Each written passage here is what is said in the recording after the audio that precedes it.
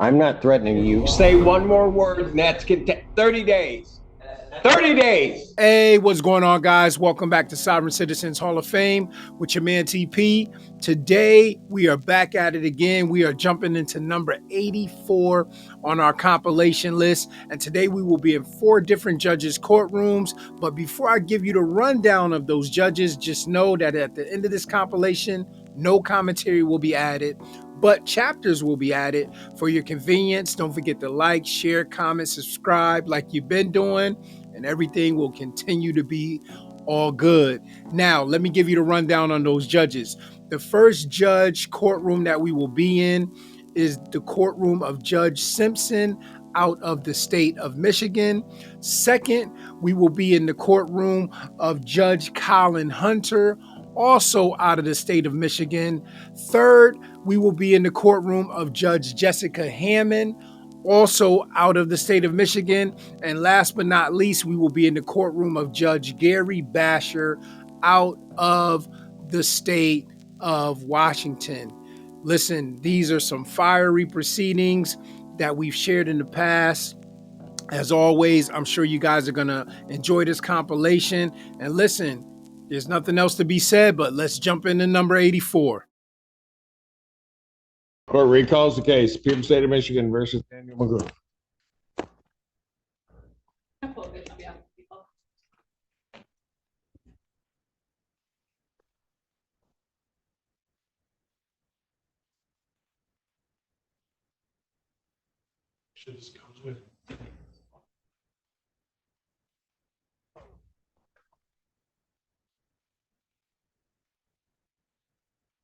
State your name.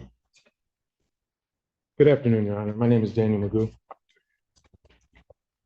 I have stated the admonishments that I was giving to the defendant representing himself. I apprised him of the maximum penalties and the charges. Apprised him, and sir, I'll ask you the question again. You understand that there can be great peril in representing yourself. I fully recognize and acknowledge the seriousness of the charges, which include allegations of Not my question. You understand that there can be serious peril in representing yourself. I recognize what you're saying. I'm fully prepared to proceed with this matter. Will you just do me a favor and answer my question? Do you understand that there is great peril in representing oneself? I recognize that. Okay, then stop there. You recognize that. Recognize. Do you understand that that in any of the proceedings that the court would hold you to the same standards as if you were a practicing attorney, will give no leeway one way or the other, will show no favoritism or no bias because you are representing yourself. You understand that, sir? I recognize what you're saying, Your Honor. You know what? I don't know why you just won't understand. I'm asking you, and I need a direct answer, whether you understand what I am saying, not whether or not you're recognizing the words. Do you understand what I am saying? I overstand what you're saying. You want to be, Your Honor. You have a seat. I'm not. Have a seat. Your Honor, I haven't had. Have a seat. You can play games with me all day. I got all day. I got all day. Have a seat.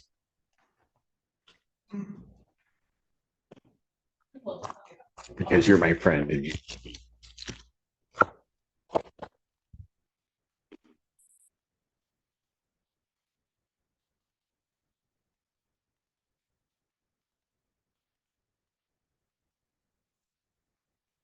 Good afternoon, Your Honor. Daniel McGrew. Here in Dewey Juris. All right. So on this matter, I was apprising you of your rights. I told you about the charges in this case. We get to the point of understanding that there is a certain peril in representing. Listening, sorry.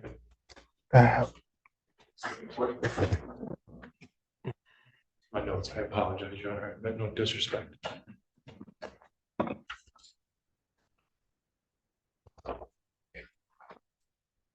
and that the court will treat you the same as an attorney in the case. You understand, sir?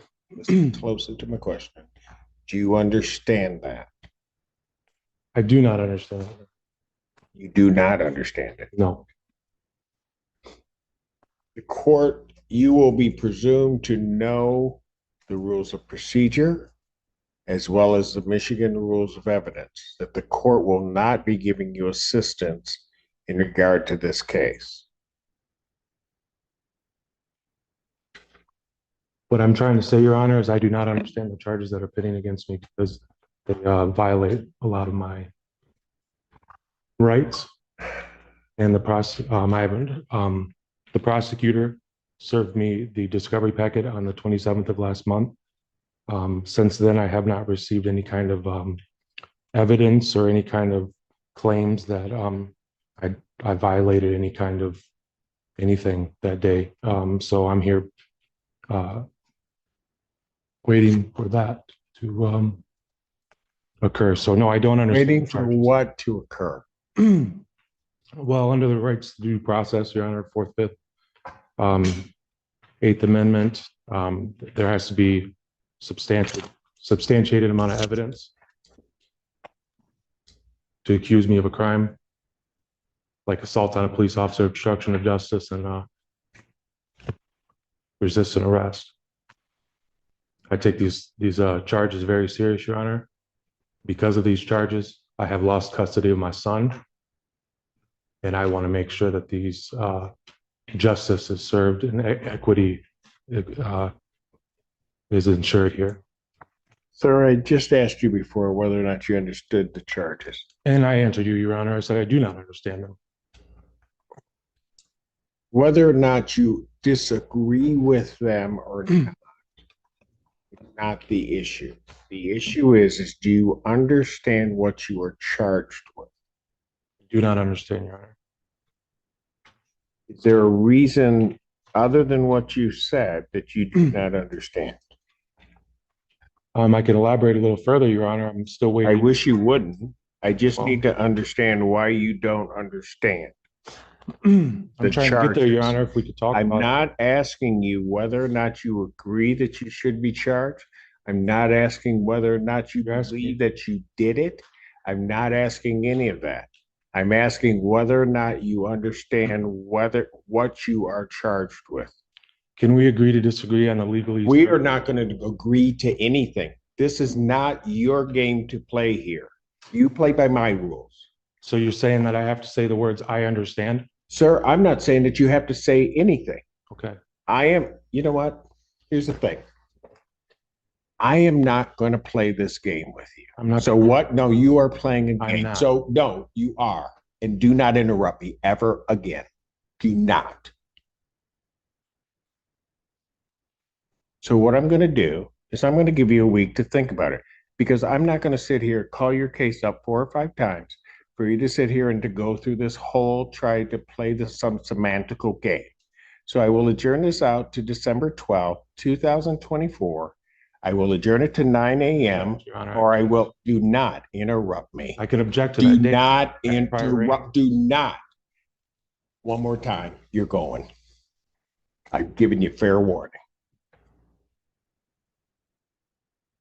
I'm adjourning the proceeding out. If you are objecting to that, objections noted. It's still adjourned out to the 12th.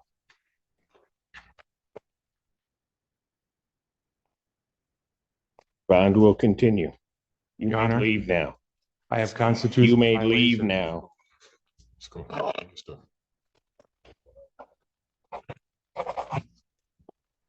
I have a right to You a counsel. may leave. Do I not have a right to a counsel? You want an attorney? You may get on an attorney, sir? I need somebody to explain the problem here. Do you wish to be represented by an attorney? I do not need to represent myself. I'm presenting myself. I'm the only one that was there in this courtroom. No one was there. I don't recall anybody that was there that day. I'm the only one that knows what happened, Your Honor. Do you wish I was to be violated. represented by an attorney? I'm not going to sit here and argue with you. If you wish to be represented by an attorney, Your Honor, I have constitutional violations Do that need you to wish to be represented by an attorney, sir? take an oath to defend the Constitution of the United States of Then America. if you do not want to answer my question, Mr. Allen, he is to be removed from my courtroom.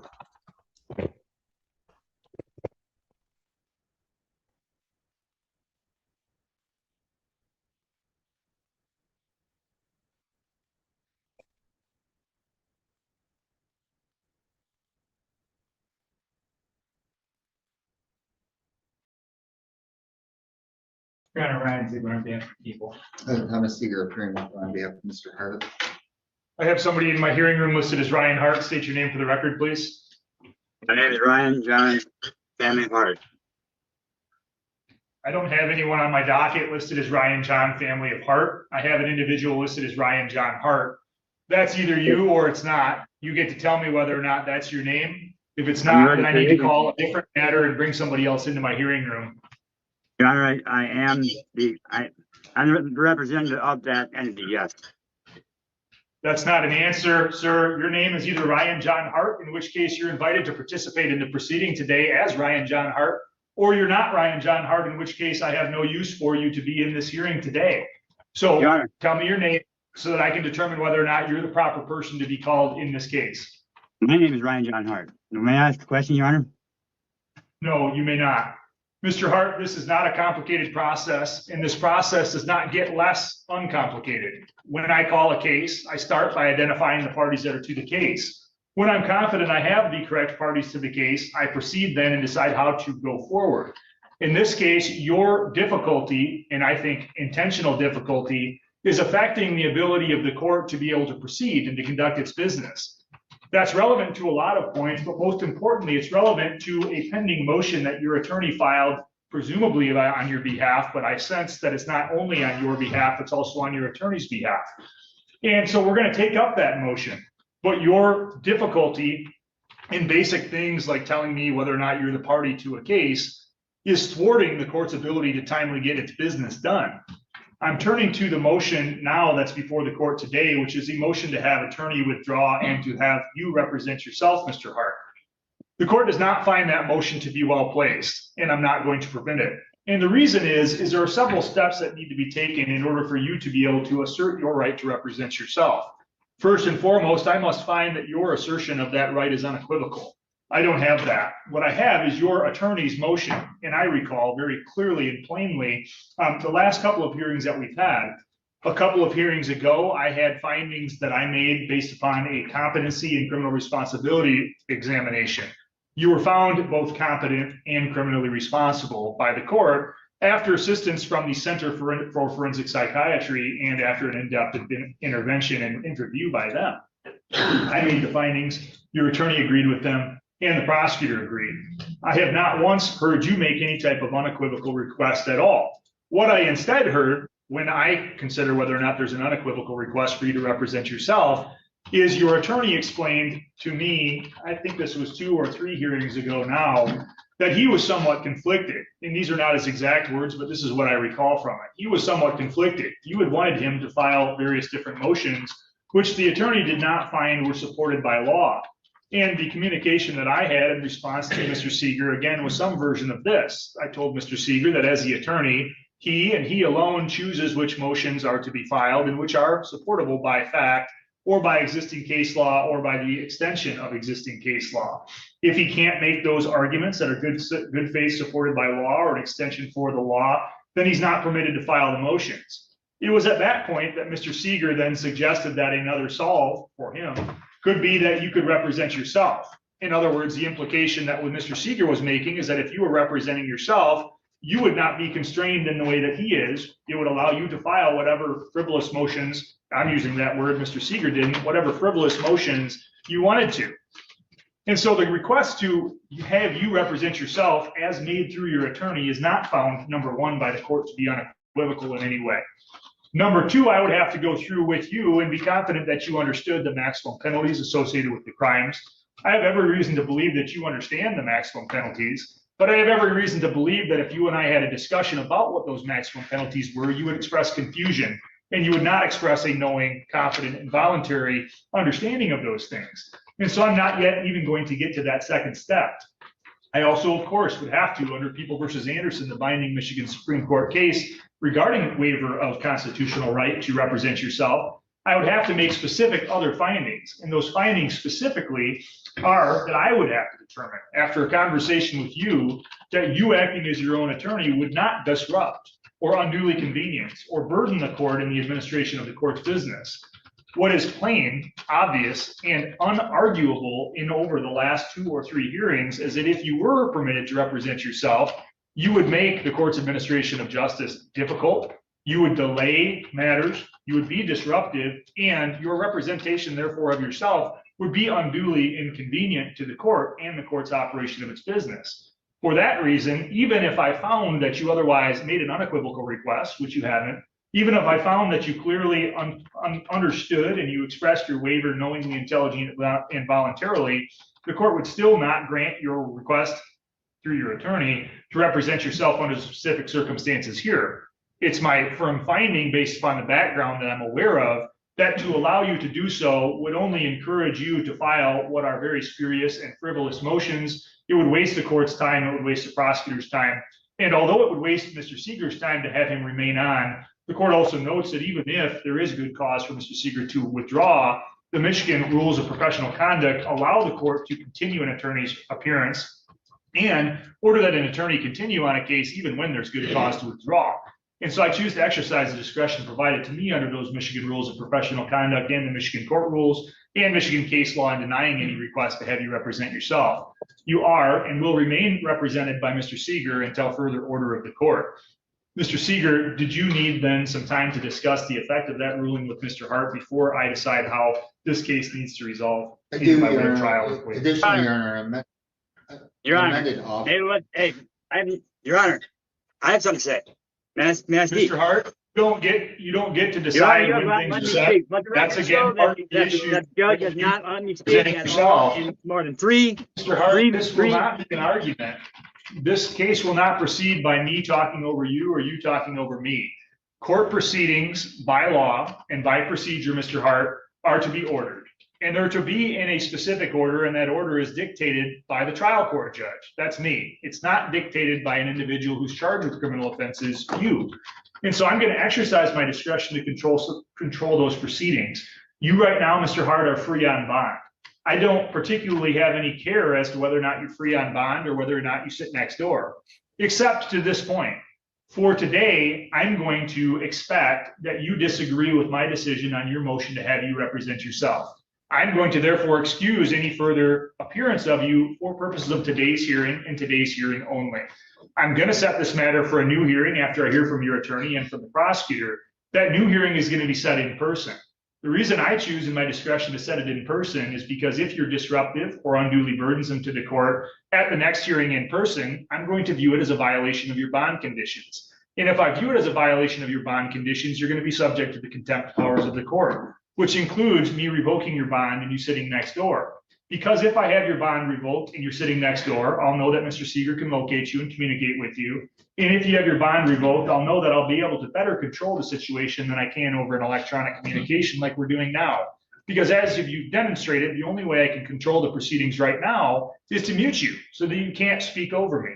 That's not an effective way of running a courtroom, but it's the only way that I'm given your attitude, experiences, and your frustration. Mr. Seeger, did you wish to make a responsive record? No, Your Honor, I do understand the court's ruling and I clearly will abide by it. Be that as it may, Your Honor, and I will discuss this with Mr. Hart. There was an amended offer that was extended. Can you please speak up so that Mr. Hart can clearly? Sure, Your Honor. There was an amended offer that was extended, which is much more favorable than the previous offer. I will discuss it with him. He can determine how he wishes to proceed.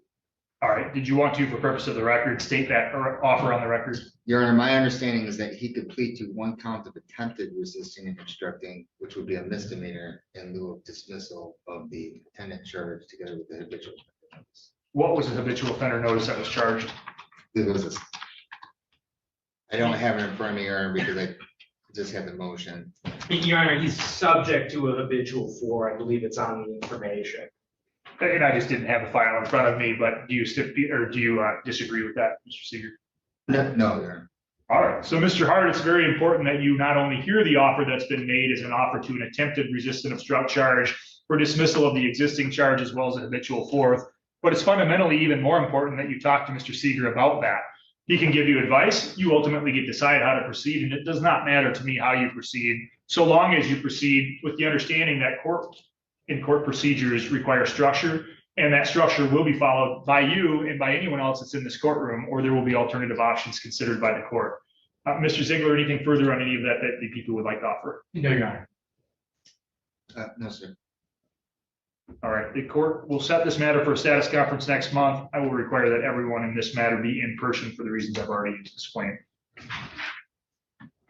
Mr. Hart, you're free to sign off now. I expect you'll talk with your attorney and be here in person next month. You'll get a notice in the mail. Ms. Renfro, you can come on. All right, I have 3 files here. I have,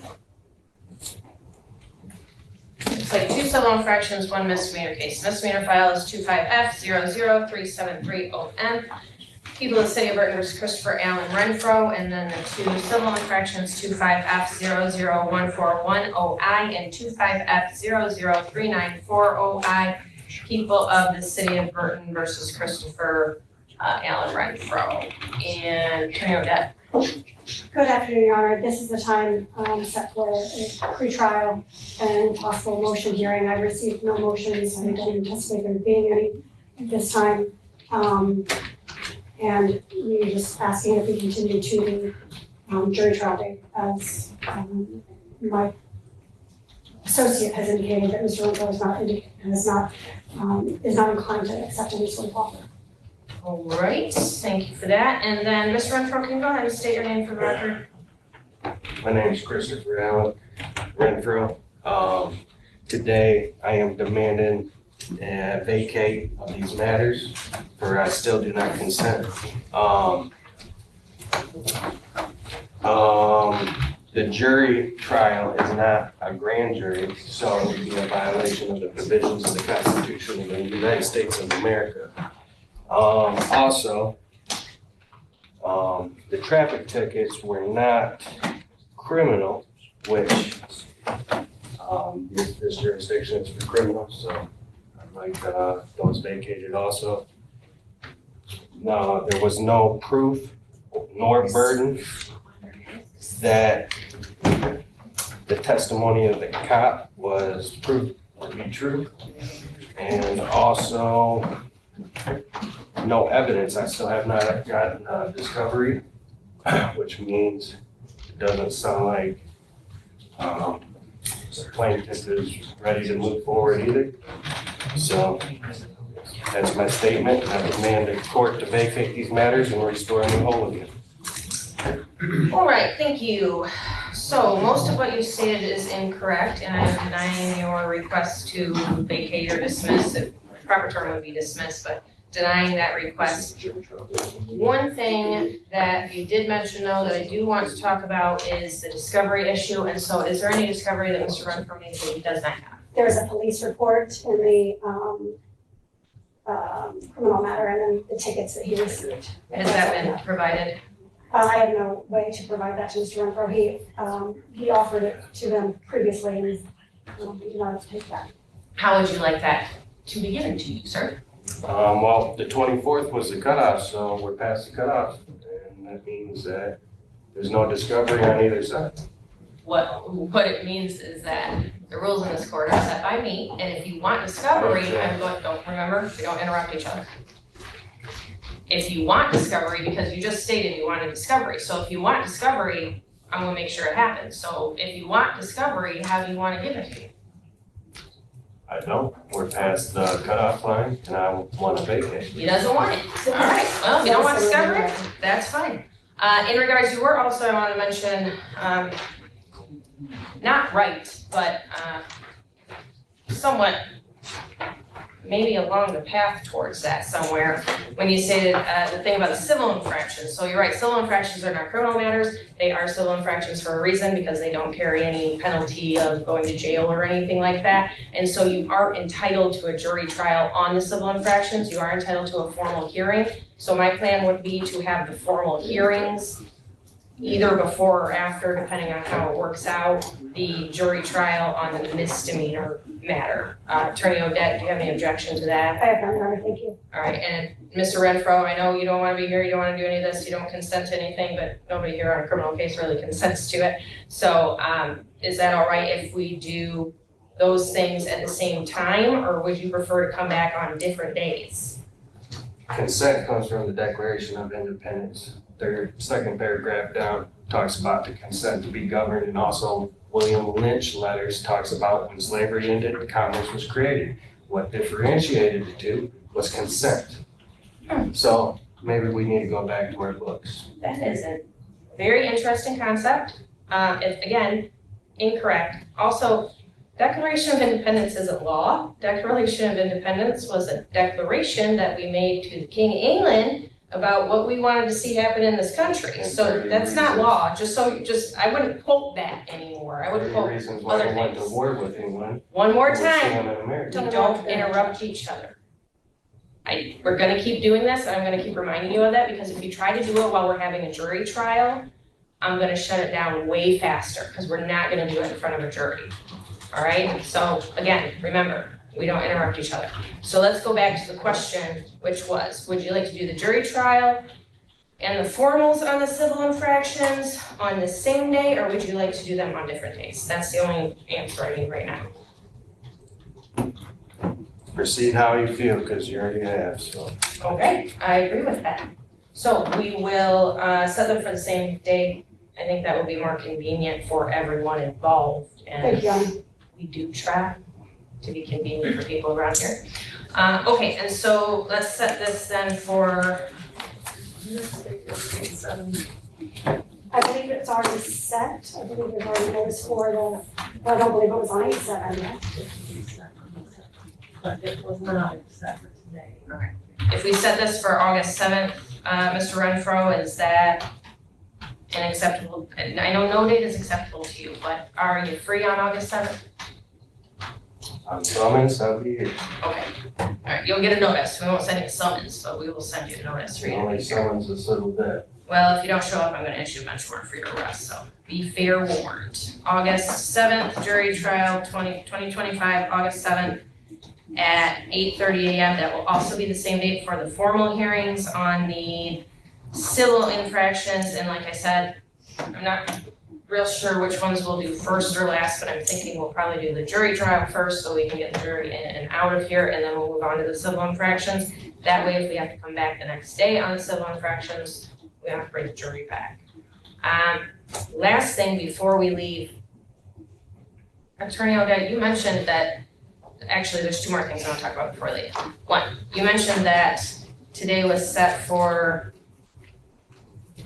pre-trial and motion, and I do have as well have it, there was no stuff for motions, but I don't have any written motions filed. Did either of you file any written motions? I did not, Your Honor. Did you?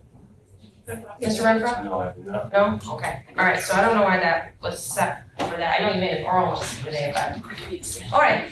Well, then that's not an issue. I will also note that right now, the jury trial actually has a date for Friday, September 5th at 9 o'clock. Yes, that was the date that we subpoenaed. This is the date of Mr. Becker's trial. Okay, When we originally scheduled it to coincide, gotcha, and it just kept moving forward.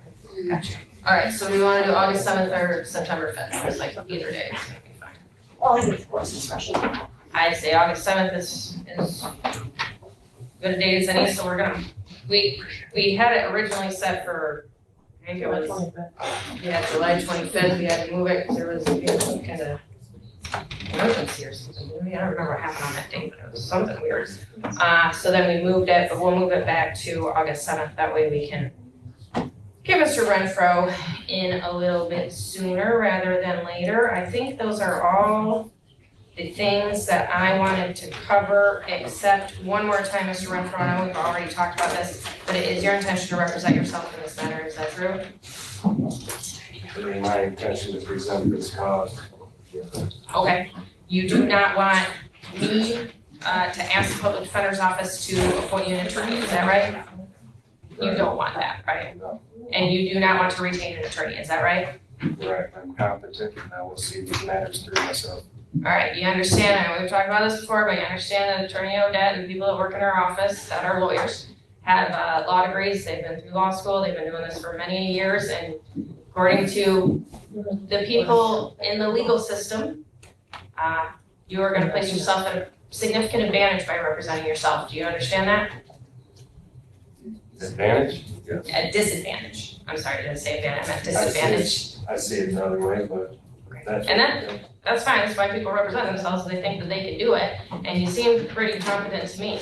As long as we all respect each other and respect this room, everything will be fine and you can represent yourself. I don't have a problem with that. But if we start crossing those lines, that's when we're gonna have a problem, okay? All right, I think that's it for today. Thank you. Thank you. May I have a- Yes. for Mr. Renfro? Looks like Ms. Walsh, are you going to be arguing this? That's correct. Good afternoon, Your Honor. Afternoon. I think I see a Jeffrey Lawrence. Lawrence, Colin Cowgill, beneficiary. This case involves a defaulted vehicle loan for a recreational travel trailer. Defendants executed and entered into a retail installment contract with the dealer. The last payment made on the loan account was on or about December 28th of 2021. The balance owing to plaintiff is the principal sum of $35,928.21 plus late fees in the amount of $53.88 plus accrued interest in the amount of $1,325.37. While they have submitted many pages of inadmissible hearsay, including excerpts from several books and alleged excerpts of statutes and constitutional provisions and postal tracking information and other materials, documents that appear to have been drafted by defendants themselves that have names like conditional acceptance or a bill of exchange or a declaration of the Naturalization Act of July 1779 for Jeffrey L. Cowgill status correction to the land and soil jurisdiction, not sea admiralty. They elaborate on the allegations that the credit union rejected payment that defendants allegedly made by submitting a form 1099A, like an IRS form, and a promissory note. But those forms of alleged payment are not legal tender, and the credit union was not obligated to accept them as forms of payment. Defendants also argue that they sent a bond coupon in the form of a promissory note to the credit union as an attempted tender of payment under the contract. However, defendants have not submitted any admissible evidence to support that proposition, and even if they had, that is not a valid form of payment. So the plaintiff asks that the court enter the revised proposed order granting summary judgment to plaintiff. Mr. Cowgill, I did, just so you're aware, I did read through your response and attachments. So if you have, I'd like to hear what argument you have in response to counsel. Without prejudice, I, Jeffrey Lawrence, Colin Cowgill, with Teresa and Colin Cowgill, the beneficiaries, make a special appearance sui juris propria persona under fraud, menace, and duress before fiduciary Bashor. This is a Sesticate trust action, which you are now a real party in interest to. I'm the living, breathing man on the land and soil. The dead entity, all caps, Jeffrey Lawrence Cowgill, was expatriated, and I, the living man, have an unrebutted UCC-1 lien and security agreement with the all caps entity, and Gary Bashor serves as the entity trustee in a fiduciary capacity. Virginia law further provides to authorize such filing, the debtor must do so in an authenticated record by authenticating or becoming bound as a debtor by a security agreement, or 3, by acquiring collateral. I have supplied that to you, that there's a UCC-1 claim. The plaintiff's agents are outlandish, stating Federal Reserve published documents are hearsay. Statutes and constitutions are admissible under 56B, as it states, the defendant may move with or without supporting affidavits for a summary judgment in such party's favor as to all or any part thereof. Since the plaintiffs have violated RCWs, UCCs, and U.S. codes, among other laws, these laws are fact and admissible per CR 56B. The plaintiff says the conditional acceptance is a nonsensical document, yet it is in Black's Law Dictionary under conditional acceptance. The definition is an engagement to pay the draft or accept the offer on the happening of a condition. A conditional acceptance is in effect a statement that the offeree is willing to enter into a bargain differing from some respects from the proposed or the original offer. The conditional acceptance is therefore in and of itself a counteroffer. We conditionally accepted the offer of the plaintiff, but the plaintiff ignored us, knowing that the conditional acceptance stated acquiescence would void the original contract. The postal tracking combined with the Esquire Scroggins letter is fact and evidence to the plaintiff receiving the bills of exchange that they did not return. The plaintiff's agent, Esquire Bertolino, admitted they received them as well. What qualifications does any of the plaintiff's agents have to declare what is and is not a bill of exchange? Since the plaintiff's agents, the Esquires, lied about the redacting and have submitted evident affidavits that they are not qualified to submit, how can their words be trusted? They are not bankers, nor is Mr. Howard. What is his qualifications to make such declarations? He looks at a piece of paper, the plaintiff's agents hand him, and he takes it as gold. I have people at work that know federal and state policies and procedures, but they're clueless as to what those policies and procedures are for. How can Mr. Howard be trusted acting as an entity's agent? No offense, lawyers lie all the time. Fact, Agent Howard produced a terrible photocopy that has a signature on it for the dealership that is not on our copy. Who signed the contract? Can the plaintiff's agents prove that an authorized representative for the dealership that is delegated by the plaintiff signed that contract? The plaintiff wants to rely solely on the contract, so let's talk about the contract. Who signed it for the dealership? Why hasn't the plaintiff gotten an affidavit from the dealership? Because they don't know who signed it. Washington rule does state that the photocopy can be used in the original's place unless there's genuine question of the original, and that alone poses a major question. Where is the original? Is a signature on the original more legible? Is there any other evidential factors on the original that can give us the answers to that truth? On the UCC, we did tender for payment bills of exchange, who the plaintiff's agents are not qualified to decide with their opinion what is and is not a bill of exchange. And as for where the bills of exchange are, ask the plaintiff. What did they do with them? They did not send them back. What did they do with them if not monetize them for gain?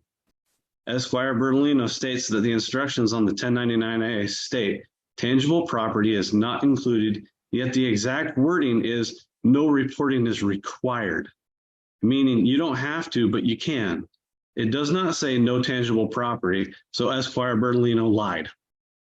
The plaintiff has violated many UCCs, U.S. codes, not just 12 U.S.C. 5511B2, C codes and definitions on everything that the plaintiff has violated, and I have proven the facts. Why didn't the plaintiff return the documents they say are not bills of exchange with an explanation or dishonor? Why wait and have Esquire type up some bunk letter and still not return those bills of exchange? When you're doing something and you find out that there's fraud or some shenanigans going on, you stop. That would explain why we made payments until we found out that there was fraud.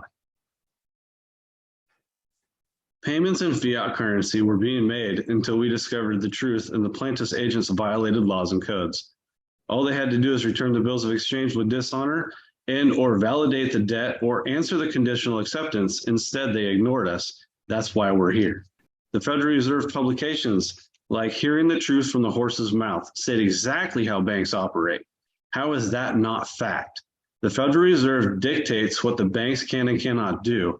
I'd say their publications are not only admissible, but damning to the plaintiff's complaint. As the plaintiff, they have to prove their complaint, and not only are there holes in their contract theory because of the signature, but it begs the question, why are they dismissing the UCC, which all banks and courts are bound to? And why didn't they rebut the UCC one?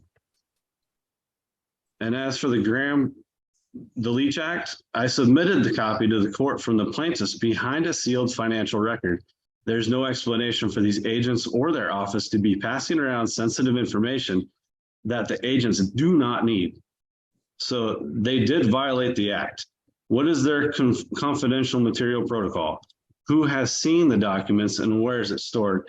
How was it sent to the plaintiff's agents? By mail, fax, email?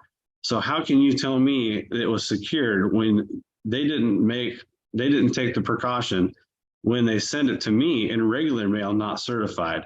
The plaintiff never asked if they could share our personal information of that magnitude. This alone sets forth facts to either dismiss or send this complaint to trial, so the plaintiff's agents can be questioned.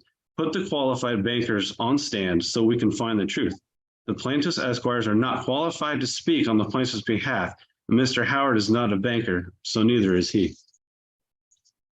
And if you use it without prejudice, like I have, a 1099-A can be anything I want. I can write a bill of exchange on a blank piece of paper.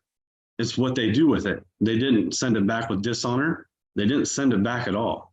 All they said is, well, now we're going to limit how you can and cannot pay. And so they violated the UCC. And with that, I'm done. Any brief response? Thank you, Your Honor.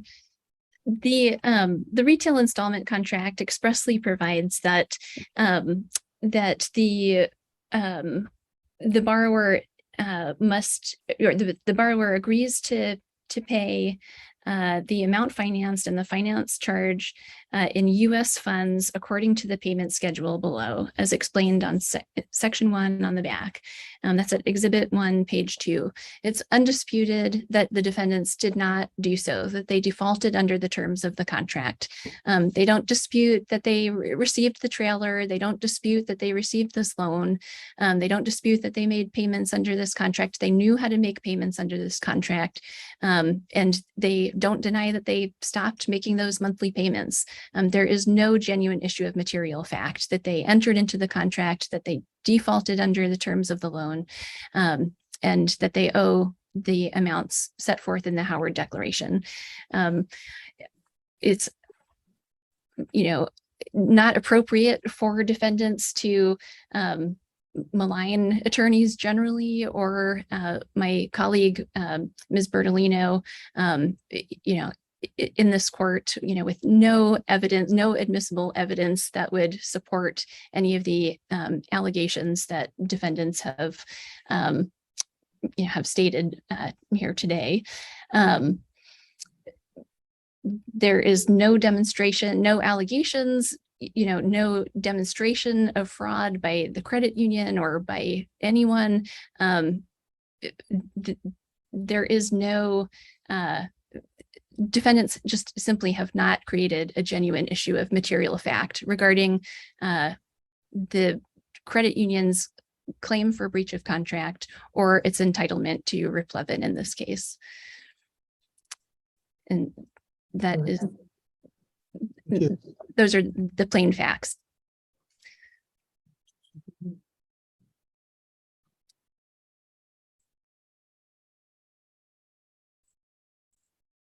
So I got one question I have, which is not necessarily germane to my decision. Does your client still have the bills of exchange that were submitted? That I don't have an answer for you today. Your Honor, I've asked for them back and they just blatantly ignore me. All right. Well, when I look through this, I mean, there's a lot of interesting theories that are kind of flowing all through this. What it boils down to, from what I gather, and there seems to be undisputed, is you folks went in, you bought a trailer on time, agreeing to make payments of some amount, pay it off. over, at some point in time, there was an issue arose where you decided to do something different, and then no more payments were made. There were some submissions of bills of exchange as an attempt to make a payment, as well as a 1099 as an attempt to make a payment. I guess my answer to that is those probably would not be something you could walk into Safeway and buy a banana with, because it wouldn't be considered regular money for purposes of buying things in a retail situation. They may work in a UCC type thing or something like that. This is simply a consumer contract to buy a trailer and make payments on it. And when you're all done, you get the title. The credit union, it appears without any objection, has a security interest, which is indicated in the title as the legal owner.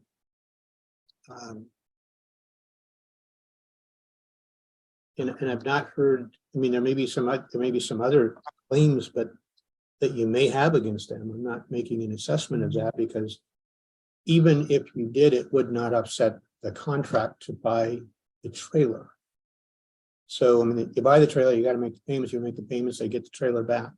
So I am going to grant the motion for summary judgment. In doing so, I want to just give you some guidance, sir. What will ultimately happen is they get the trailer back and then they sell the trailer to somebody else. They apply the funds they get from that against the bill that's still owing. So the more money they get out of that trailer, the less money you end up having a judgment for. Does that make sense? So it's in your best interest not to do anything to the trailer. It's probably in your best interest to hook it up and drive it down to the credit union, because that would save some costs. Oh yeah, I don't have a truck to do that, so they can come get it. Oh, okay. I'm just trying to point out it's. And so my copy of the contract not having a signature from the dealership doesn't matter. It really doesn't. And you being the trustee in this case doesn't matter. Well, I'm not a trustee, sir. I'm a judge. You are, because I appointed you one as the beneficiary, because I'm not to do that. Okay, I'm not able to accept that as a Superior Court judge. So what about them just putting out our social security numbers without our say so? Like, they could have completely ruined our credit. Someone could have those numbers and be doing damage to us right now. Well, if those were passed to the attorneys as part of the collection, then that would be something that would be allowed. If that was sent out beyond that, obviously that's a separate issue. And if in fact that were a claim that were proven, there may be something there. But again, that doesn't affect the contract. Those are all other claims that you may have. And I'm not saying you do or you don't, because I don't know enough about those, even based on all the information that you filed. You filed, and I read through all the stuff you filed, because it's what I do when I do my job. So, so can we have those forms of payment back? Can we order them to return those to us? Well, I think it's appropriate. If there's some value in those should be returned to them. There's a lot of value in them if they still have them. And if they don't have them, then what happens if they don't return them? I'm not threatening you. Say one more word and that's 30 days. 30 days.